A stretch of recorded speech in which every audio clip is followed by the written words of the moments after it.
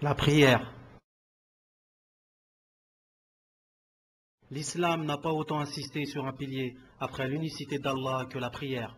Le prophète l'a nommé deuxième pilier de l'islam par sa parole. L'islam est bâti sur 5 piliers. L'attestation qu'il n'y a pas d'autre divinité digne d'adoration en dehors d'Allah et que Mohammed est son serviteur et son messager.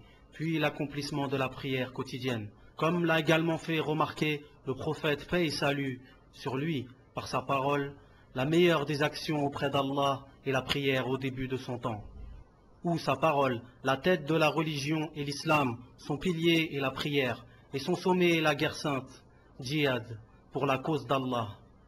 La prière est une lumière pour celui qui l'accomplit, et une expiation des péchés, et cela en confirmation avec les versets du Coran. Accomplit la salat aux 2 extrémités du jour et à certaines heures de la nuit. Les bonnes œuvres dissipent les mauvaises, et cela est une exhortation pour ceux qui réfléchissent.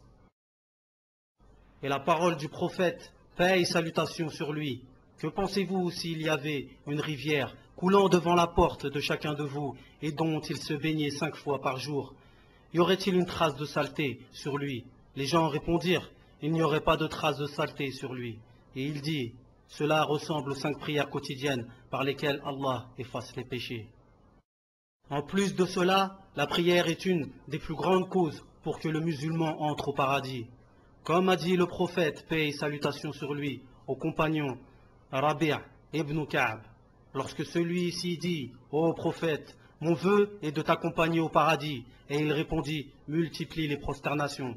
Le mot est salat, en arabe selon les savants de la langue arabe, se traduit par l'invocation. Cependant, les savants islamiques ont traduit salat par adoration vouée à Allah seul, composé d'un ensemble de gestes et de paroles puisés du Coran et de la Sunna, qui débutent par la prononciation du takbir, de sacralisation, et qui terminent par le salut final, taslim. Les 5 prières sont obligatoires pour chaque musulman, pubère, ayant la raison, homme ou femme, selon la parole d'Allah. Accomplissez la salat et acquittez la zakat, et inclinez-vous avec ceux qui s'inclinent. Et la parole du prophète, sur lui la paix et la salutation d'Allah, lorsqu'il fut demandé à propos de l'islam, 5 prières du jour comme de nuit.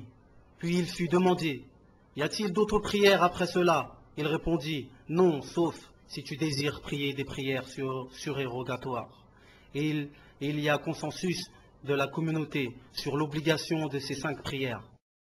Et parmi les preuves de l'importance de la prière en islam est l'ordre du prophète, sur lui la paix et la bénédiction, d'enseigner la prière aux enfants. Ordonnez à vos enfants d'accomplir la prière à l'âge de 7 ans, et frappez-les s'ils refusent à l'âge de 10 ans. Et parmi les facilités de l'islam, le fait que cette religion n'oblige pas aux mécréants qui entrent en islam de rattraper les prières non priées avant sa conversion, car l'entrée en islam pardonne tous les péchés antérieurs. À propos de celui qui ne prie pas et nie son obligation, les savants de l'islam ont dit que si cette personne est ignorante, nous avons le devoir de lui apprendre. Et s'il a continué à nier, alors cette personne est mécréante et contredit la parole d'Allah Azza wa Jal et de son prophète et du consensus des musulmans. Tandis que celui qui ne prie pas par paresse, les savants de l'islam ont divergé. Et l'avis dominant est qu'il est également mécréant, et il incombe au gouverneur de pratiquer la prière et d'annoncer son repentir de cet acte sous 3 jours. Et si cela n'est pas fait dans le délai de 3 jours, il doit être exécuté, car cela est la peine pour l'apostat. Selon le prophète, paix et salut sur lui, l'engagement qui nous lie à eux repose sur la prière. Quiconque l'abandonne devient mécréant. Et son autre parole, certes, la différence qu'il y a entre l'homme et entre le polythéisme et la mécréance et l'abandon de la prière.